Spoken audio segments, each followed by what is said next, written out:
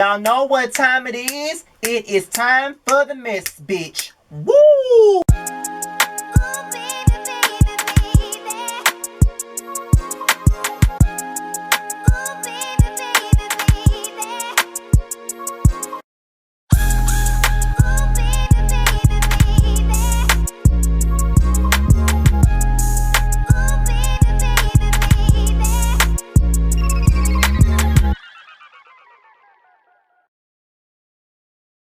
What's going on, everybody? This be your boy Scattered by Nature TV, and we're here for another episode of Yassss for the Mess. And we're here to talk about Jamal Bryant. About to say Jermaine Bryant. Jamal Bryant. He apparently brought his own binder of receipts tonight. That's been breaking news all over the place. I know Layla Lynn has already reported on it. I know that the Empress Show has reported on it, as well as Really BTV. All of my faves have reported on it mostly. So I'm going to give you my take on this situation. So let's get right on into the mess, honey. Now, Jamal Bryant has gone live on Zoom and did a whole video of himself, defending himself against all of the allegations that was made by Monique Samuels Sunday night at the Real Housewives of Potomac reunion part 1, where everybody has been gagging about it. Everybody has been giving Monique all types of kudos for this tea, and it is what it is. Now, he starts off by talking about his relationship with his daughters. Now, he claims that, okay, the show has been filmed a year ago, which is very accurate. It has been filmed a year ago.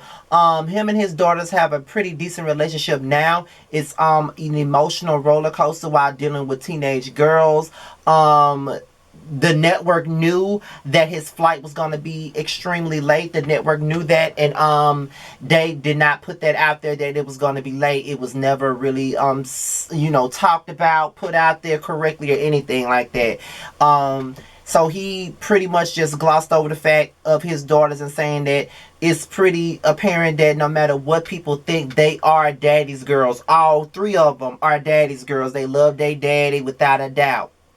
But when we look at the show, they don't seem to love their daddy without a doubt. They probably got love for their daddy, but they don't seem to like their daddy too much based on the shit that their father put their mother through. So I don't know. I mean, it is what it is. That's what it comes across to everybody. Like your daughter, Grace, looked disgusted on her birthday. Was that her birthday or when they was out for lunch that day?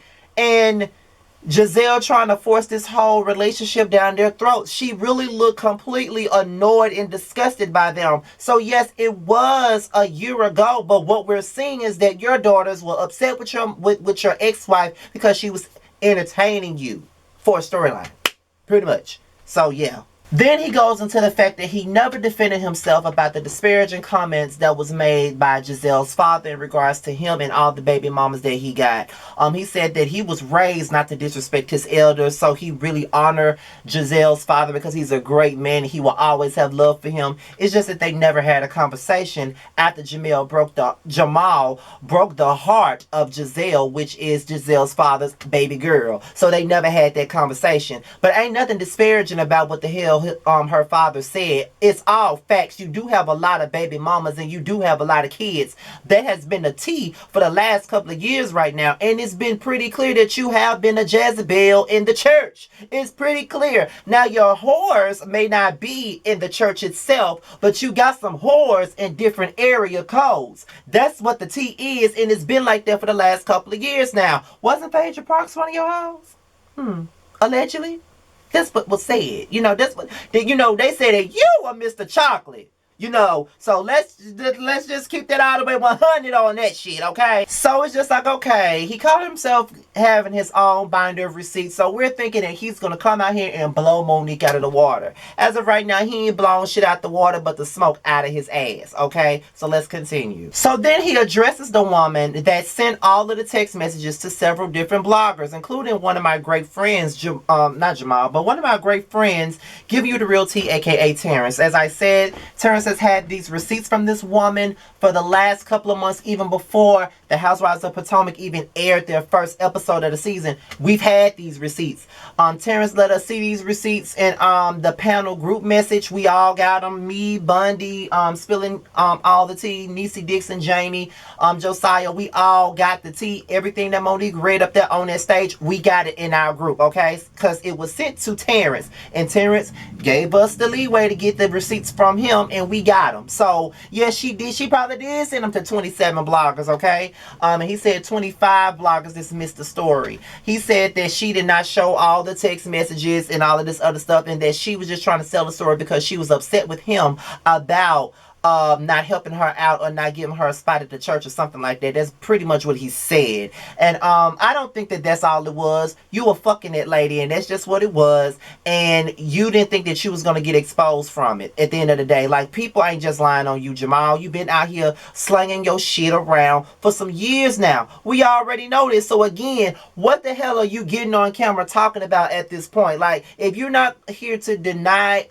if you're not here to really defend yourself against what's really out there and giving us some tea as to it being untrue or not, we don't want to hear from you. And right about now, we don't want to hear from you because you're not telling us a goddamn thing right now at all. So it's like I'm watching this video and I'm like, okay, this nigga really ain't saying shit. You know, he just really getting on here with his Marvin Gaye sexual healing voice, like he really doing a damn thing. It's like he up here trying to defend himself, but trying to seduce bitches with that same damn voice. Like, girl, like, you ain't doing shit special, bitch. You ain't doing nothing at the end of the day, like, you know, whatever. So I'm just really tripped out at Jamal Bryant at this fucking point. Like, okay, so what are you here for? Like, what exactly are you here for?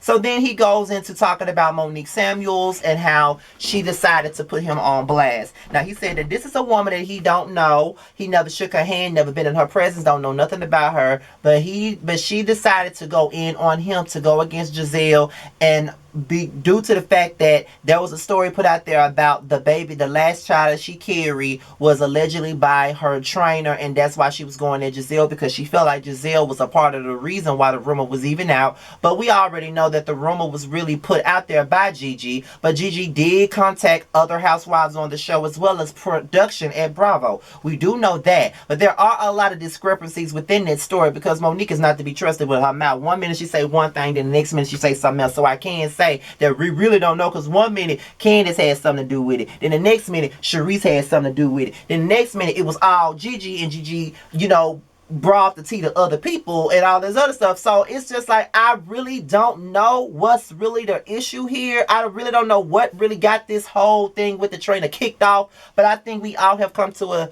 an agreement that it was all Gigi, because Gigi was the one who came along with the rumor. She knows Monique the most, so she probably came to brought the rumor to the table, probably brought it to all those women, probably brought it to Sharice, brought it to Candace, brought it to Giselle and Robin, and they discussed it. And that's probably what happened. So I really don't know what's going on with that particular thing, but I think we can all agree that it was Gigi that started the rumors in the first place, okay? So he goes and defends, I mean, I guess he goes into saying that, and then he goes into talking about Chris Samuels and how he was allegedly aggressive towards the females on the show on the second part of the reunion and all of this other stuff, and how he got, you know, he said, even though you say you got my phone number, I got your address.